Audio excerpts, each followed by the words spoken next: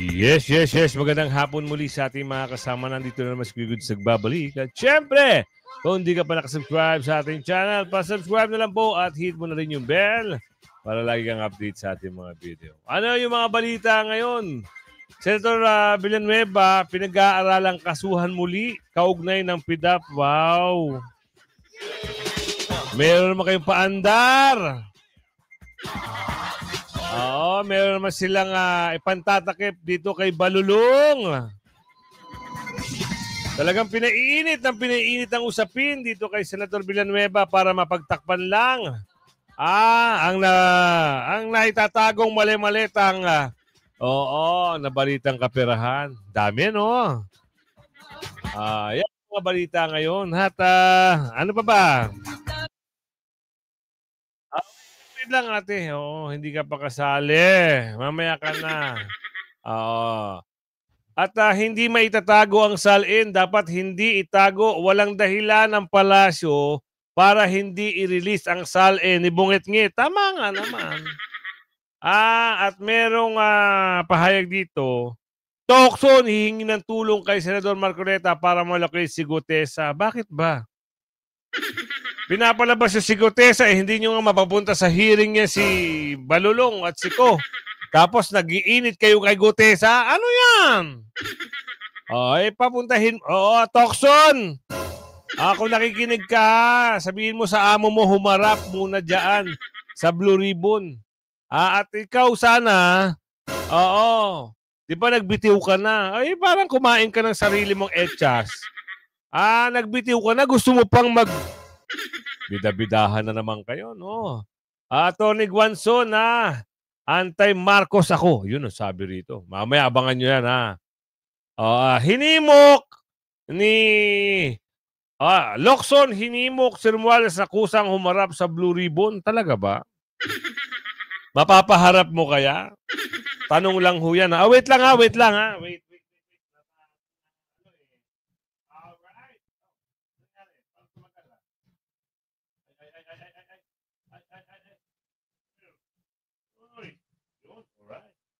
Pumasok din. So, hinimok daw itong si Balulong.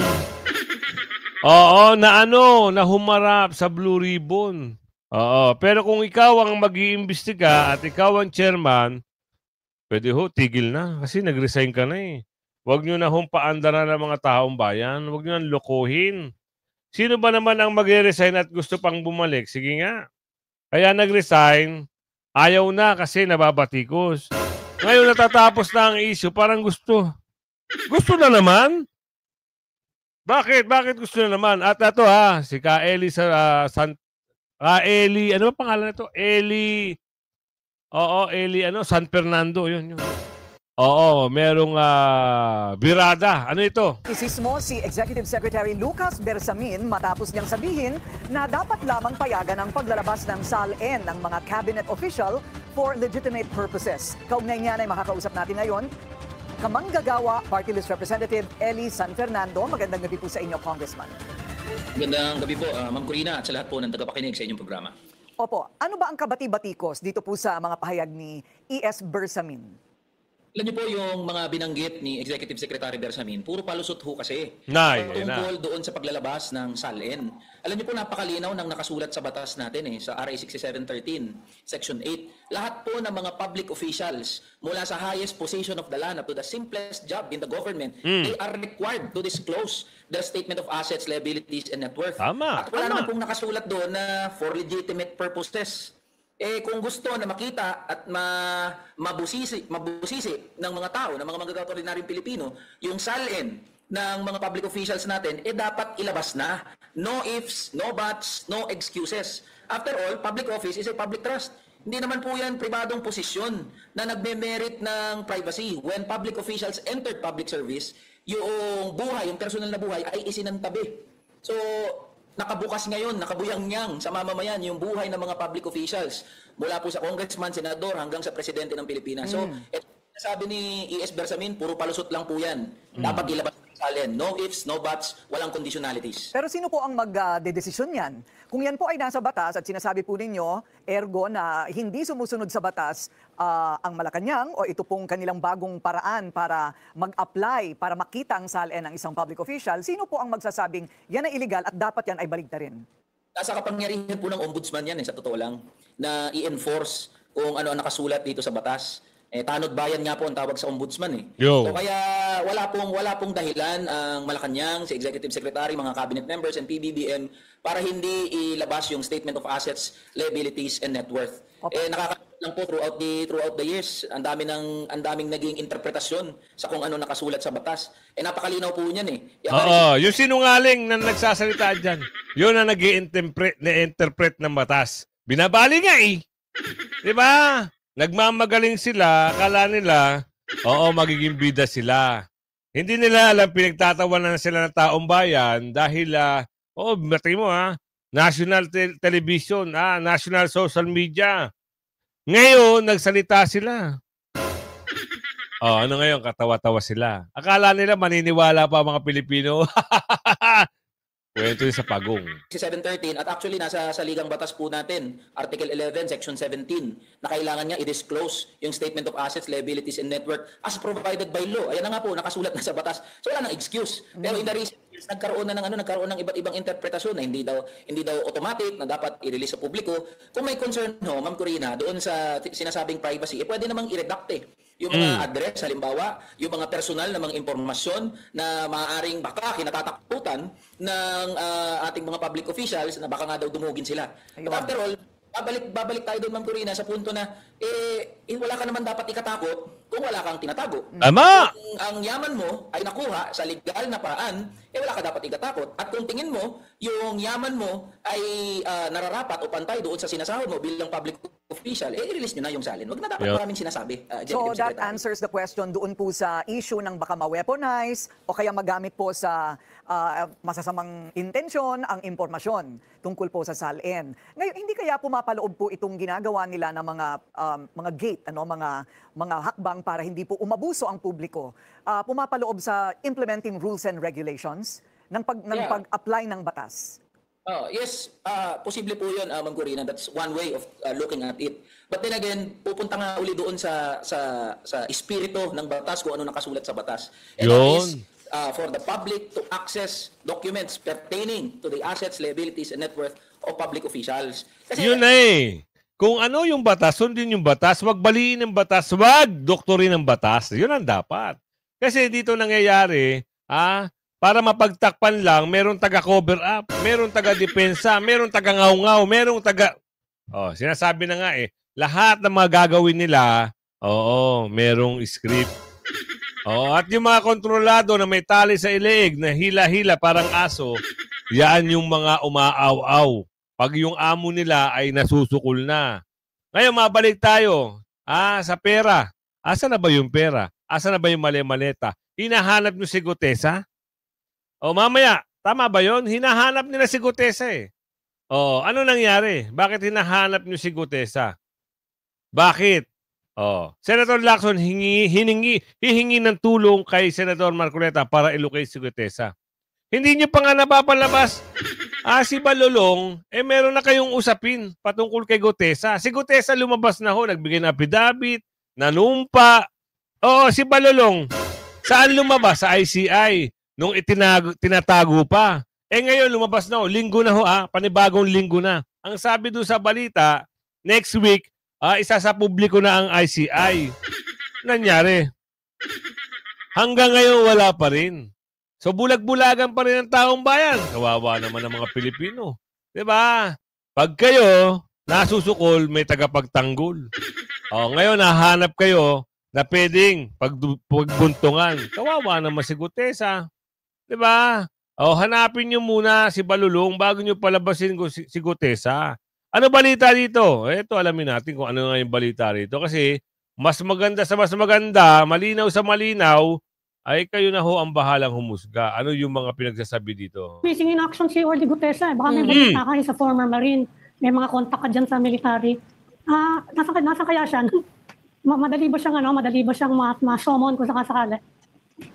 Pinacheck ko na yung mga addresses at katunayan, humingi ng tulong nga yung RTC Manila. Those address pinadala namin sa kanila, pero ang sabi, wala na raw si Gutesa, hindi na doon nakatira. Yes. Ngayon, ang subpoena na ipapadala namin sa kanya, ay i-course namin through the office of Senator Marcoleta and or doon sa residence or office ni dating Congressman Mike Defensor. Kasi sila naman Mike na nag-present, lalo si Senator Marcoleta. Kaya sana, alam nila kung paano makontak. Kasi Ay, alam mo rin ba paano humarap yung amo mo? Bakit oo, di ba resign ka na? Bakit andyan ka na naman?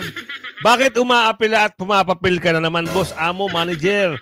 Pinky, nagtatanong lang ho, kasi nakakapagtaka, sa ginawa mong pagre-resign, may gana kang magsalita at hanapin si Gutesa. Ngayon, ang supena pa na bibigay mo, patungkol pa doon kay Senador Marcoleta at kay Defensor. Bakit? Lumabas lang naman ang tao dahil sa kasabikan na ilabas ang katotohanan. Ngayon, ito ang tanong. Kung lalabas ba sa tulong ni Senador Marcoleta at Defensor itong si Gutesa, mayaharap mo ba yung mga tao na ang alam ng taong bayan na sila yung mga dorobo ng bansa? Sila ay yung mandarambong, ika nga, sabi ni Aling Ledesma. Mayaharap mo ba? Huwag nyo kaming paandaran. Oo, masyado kayong nagbibida-bidahan ngayon porket medyo aba. Tandaan nyo, hindi kayo nanalo, sabi ni Aling Ledesma. Bigla na raw nagulat ang mga taga-Visayas at Mindanao. Andyan na yung mga pangalan nyo. Maski si Aling Mariho, nagulat. Tuloy. Chinek ko rin yung CCTV doon sa Senado, Doong araw ng pagdinig na nando si Gutesa. Dumating siya doon as early as 8:27. Pagkatapos siya may sumalubong sa kanya, dumiretso siya sa opisina ni Senator Marcoleta. Ibig sabihin ngayon, bibirahin mo si Senator Marcoleta dahil nakita mo yung CCTV. Paano kung totoo pala yung sinasabi ni Gutesa na mali-maleta? Paniniwalaan mo kaya o hindi? Paano kaya kung maglabas ng CCTV si Gutesa? May litrato na nga di ba? May lumabas na litrato, magkatabi ito si Balulong, si Kulangot, at ito si Gutesa. Siguro magbubulag-bulagan pa rin sila. Malamang sa malamang. Diretso siya, sinamahan siya nung staff ni Senator Marcoleta doon sa gallery. At nanatili siya doon habang kami nagkakaroon ng pagdinig. Pinababa siya mga bandang, I think, 10:27, tinawag siya, nanggaling siya doon sa gallery. Ano ibig sabihin? Ano ibig sabihin nun?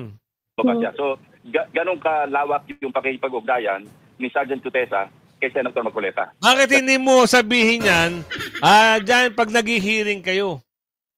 Bakit hindi mo sinabi doon? Nung binibira ka na ni Senator Marcoleta dahil nga ayaw mo siyang pakinggan at lagi mo siyang binabara, di ba napansin nyo yun mga kasama? Pag si Senador Marcoleta ay magsasalita, laging pinapatayan ng mikropono ito.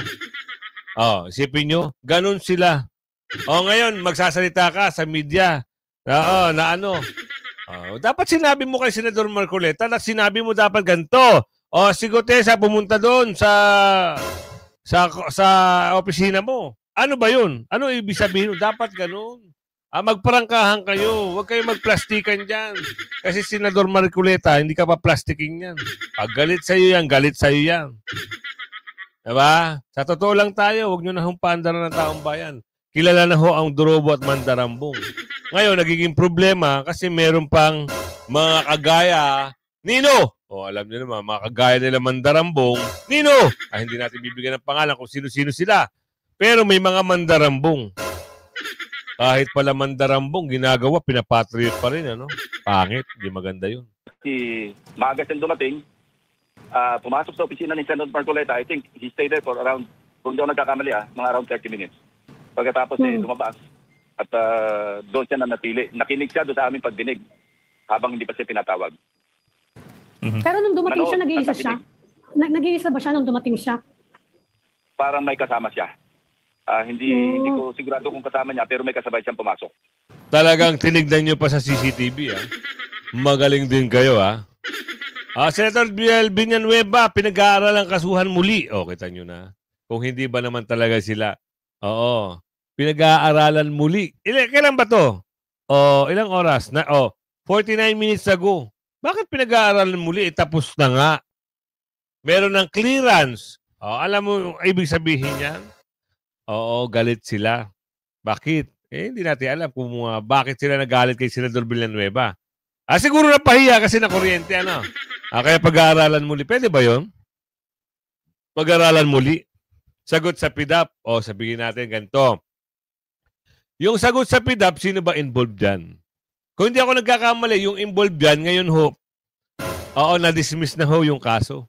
Ibig sabihin, kung dinismiss na ho nila yung kaso nung nasasangkot sa PDAP at yung mga kontrobersyal na pangalan sa PDAP, bakit mo pa paiimbestigahan at pakakasuhan muli si Senador Marcoleta? Dapat pakasuhan mo uli yung mga na-dismiss. Sino ba sangkot? Alam nyo na yan, ha? Pasok! Ay namin naman po ni Ombudsman Jesus Crispin Boying Remulla na posibleng i-hire nila muli ang kasong graft laban po kay Senator Joel Villanueva kaugnay po ng 10 million peso po Priority Development Assistance Fund o yung PDAF nung siya pa ang SIBAC Party List Representative. Pag-aaralan pa anya nila pero ngayon pa lang ay sinasabi na ni Ombudsman Boying Remulla na walang double jeopardy dito. Double jeopardy po ang tawag sa prinsipyong legal laban sa pagsasailalim sa isang individual sa paglilitis sa ikalawang pagkakataon para sa parehong krimen. Inutos na po noong Ombudsman Conchita Carpio Morales noong 2016 na dapat masibak na sa pwesto si Joel Villanueva matapos matukoy na may pananagutan ito sa maling paggamit ng kanyang PDAF. Binaligtad naman po ng sumunod na ombudsman na si Samuel Martires ang naturang dismissal order noong 2019. Naghayag po ng pagkadismaya si Ombudsman Boying Remulla sa naturang pagbabaligtad ng kautusan na pasikreto manong ginawa. Wala anyang nakaalam sa desisyon noong 2019 maliban po kay dating Ombudsman Martires at Senator Joel Villanueva. Sinagot na nga yan Diyos mio. Sinagot na ho yan. Kaya noong mga panahon na yon, kaya hindi sinapubliko kasi ayaw niya ang mapulaan na meron siyang partisan. Diba? Na-interview siya. Ayaw niyo pa rin paniwalaan? Gusto niyo kayo? Dahil napapahiya kayo, gusto niyo kayo? Wow! Galingan niyo ng gusto pag bumuka ang pakpak ng agila. Parang parang spray. Magwawalis ng ipis. Parang spray lang yan. Pag in-spray mo lang, nako, wala na. Baka naman sa bagay kasi napapag-isip-isip ko. Yun nga lagi kong iniisip maraming followers. Ito si Senador Villanueva at kanyang father. Diba? Oo, isang religious group ito. Hindi ho ito pipitsugong religious group. Milyon ng miyembro. Baka siguro may takot talaga sila. Pag nagsama-sama kay OJC, itong religious group nila, Senador Villanueva at INC, nako. Wala nang boto ang mga Dorobo. Wala nang boboto sa mga Dorobo.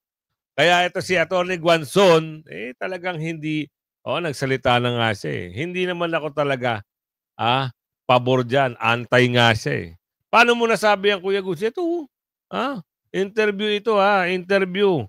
Kanino? Isang batikang artista ito dati. Pero hindi ko lang alam kung nag-aartista pa, parang na siya, parang commentator o mga ganyan Is from J.S. Uy. Rowena. Wow, what values or ethical beliefs have led you to your current political beliefs? Excellence and integrity. Excellence and integrity. And love of country. Because my parents were, they were heroes during the war. My father was a guerrilla. Anak ko ng sundalo. Okay. He was captured, bayoneted, incarcerated, beaten up, and he escaped. And he went to college in Silliman after the war with my mother, and he graduated the first summa cum laude of Silliman. In 1950, he was given, one of the veterans given the U.S. Congressional Gold Medal by the U.S. Congress. Yeah. Talaga you're in the lineage of heroes, because that's why our parents really taught us. And my mother was a daughter of a mayor during the war who refused to surrender to the Japanese Imperial Army. Well, the apple does not fall far from the tree. That's what you are. And the water cannot rise higher than the source. Well said, Your Honor. Okay, let's go now to David D'Angelo. Ayan. Bakit po kayo naging DDS? Hindi po ako DDS. Kakamping po ako, di ba? I'm really left of center. So yung mga DDS, they originally pro-Duterte. Alright? And then they represent Duterte's principles, right? So, hindi po ako DDS. Kaya lang, love ako ng mga DDS. it doesn't make me DDS kung if they like me, di ba? They vote for me That's right, or that's they right. comment ganyan. Kasi ako, I'm really left of center. Ever since high school, di ba? I was in UP. Barkada ko yung si Lisa Masa, Oo. ng Gabriela, Okay, di ba? yeah. My political ideological beliefs are different. No? Atin ang West Philippine Sea, di ba? I okay. stand for Yun na yun. that UN arbitral ruling, di ba? I do not like the incursion of China, di ba? And well, Digong represents a friendly stance to China, With China. di ba? And Okay. so that's what the DDS represent. But to my pleasant surprise, I've been to Cebu and Davao. Yung mga DDS are very welcome nila ang mga taong hindi DDS. Okay. So para sa kanila, So they're balanced, more balanced. yeah, because I also deal with professionals. Yeah. I don't Yeah. really Tama, talk tama. to, di ba, yung hindi, no, it's okay, Yeah, but I don't really go out Right. in a foreign country, like Davao. I don't really go out there, and I get to meet people in groups, and they're mostly professionals. So mali po yung yung tingin nyo na DDS ako kasi hindi ko binabanatan si Sara Duterte. Pero Yan, you okay. have to appreciate that I'm really consistent. Anti-Marcos po talaga ako. Yun! Since I was 13 years old. And pangalawang Marcos na po ako eh. Wag naman po sana pangatlo. Ay, wala na. 57 na ako eh. Wala na. Okay. Oo, last na ito. Attorney Guanzon. Wala na hong uupo. Never again. Nabudo lang tayo. Alam nyo bakit? Dahil nga akala ni BP Sara, yung continuity, yung pangako, umabot sa pambubudol, wala na ho. Hindi na ho. Kahit ako ang alam ko, ganun ang ugali ng mga kolakoy. Noong mga panahon na yon, kwento ng aking mga nakakatandang mga kamag-anak, lolo, ganun daw yung panahon na yon. Nako, kaya nawala sa isip ko yung mga kuyakoy na yan. Ngayon, si BP Sara Duterte, siyempre, si Tatay Digong, anak niya si BP Sara, may kwento lang natin, na siyempre, love natin si Tatay Digong, ayaw natin mawala ang mga Duterte. Sa ganda naman ng ginawa ng Duterte, akala ko kasi tatakbo nun si BP Sara. So, nag-giveaway pala siya. So, ito nga, pumasok ito si Bungat-ngat. Yun. Siyempre, anong gagawin natin? Kailangan, pag nanalo ang Vice President, kailangan panalo rin ang Presidente. Hindi naman pwedeng mananalo ang Presidente at Vice President lang ang matatalo. Hindi naman pwedeng mananalo ang Vice President at Presidente ang matatalo. So, kailangan mong isugal. Pikit mata ka na lang na iboto si Bungit-ngit. Kasi si BP Sara ang Vice President eh. No choice. Alangan ang iboto ko si BP Sara at yung kalaban ni Bungit-ngit. Di walang mangyayari. Kaya budol is real. Di ba? So ngayon, ito ang tanong. Nakakapagtaka, bakit ngayon, ang tanong dito kasi, totoo ba na mahihimok mo si Balulong na humarap dyan sa Blue Ribbon? At ang tanong dito, ikaw pa ba ang chairman?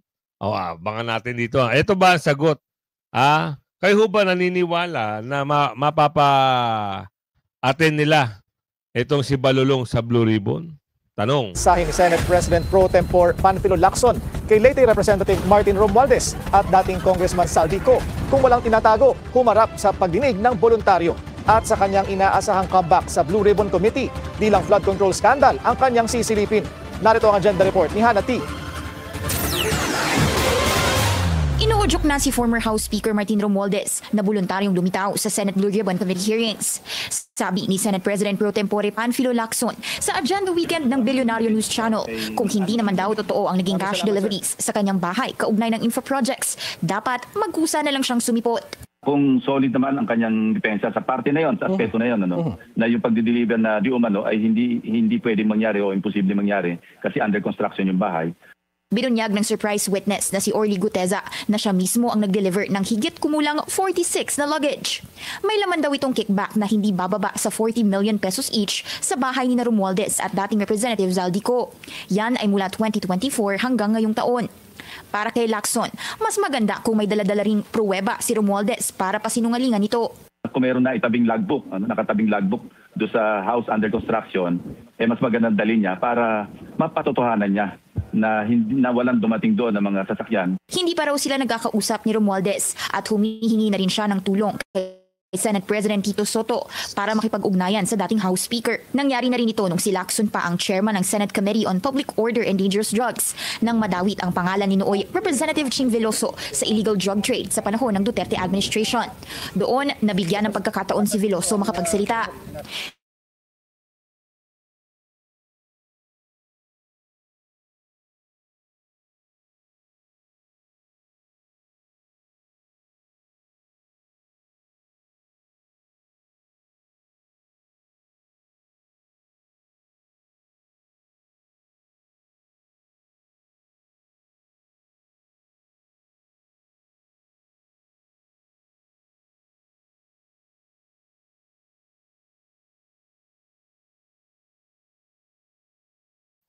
Oy, nawawala ho ang internet natin. Sorry Bakit kaya ganun? Mihina minsan talaga yung net natin. So, ito, tuloy natin. Bukan pa namin makakuha ng pahayag mula kay Romualdez. Sa ngayon, wala pa siyang sagot sa amin.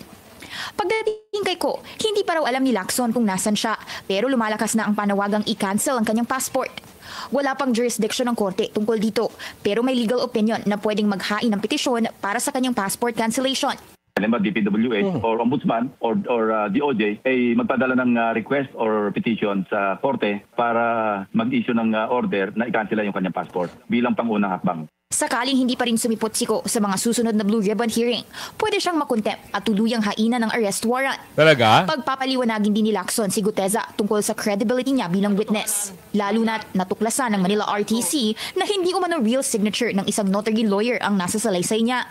Si Guteza ay... Sinabi na, sinagot na nga yan Kahit saan ka naman basta pag nanotaryo ka, attorney poste ang magnonotaryo sa'yo. Matagal ng kalakaran yan. Ngayon nyo palang sinisilip kasi nga, siyempre para meron kayong depensa. Simplihan lang natin Ipinakilala ni Senator Rodante Marcoleta sa hearing na ipinakilala umano ni dating Representative Mike Defensor. Sa ngayon, suportado raw ng Senate Majority ang pagbabalik niya bilang Blue Ribbon Chair matapos mag-resign earlier this month. Una nang sinabi ni Soto Okay na yan, pagbabalik ka. Hindi ba makapalampes? Sabi ni Aling Marie. Magbabalik pa sila. Parang kain etchas. Diba? Sinuka mo na, kinain mo ulit. Wala na magtitiwala sa inyo. Sa bagay, yung mga panahon nga yun, diba? Kaya never akong bumoto ng mga ganyang tao. Never. Kahit ng mga unang-unang pagtakbo niya, hindi ko binoboto yan. Alam ko karakas ng tao. Makita ko mo lang sa postura ng pagmumuka, alam mo na kung gagawa ng mabuti o hindi. Wala. Ang mangyayari dyan, sila na lang yung mga senador na tagapagtanggol. Tagapagtanggol ng amo. Dahil huling-huli na, kahit tanungin mo mga taong bayan Taong bayan na ho ang tanungin nyo. Kung ano ba ang dapat?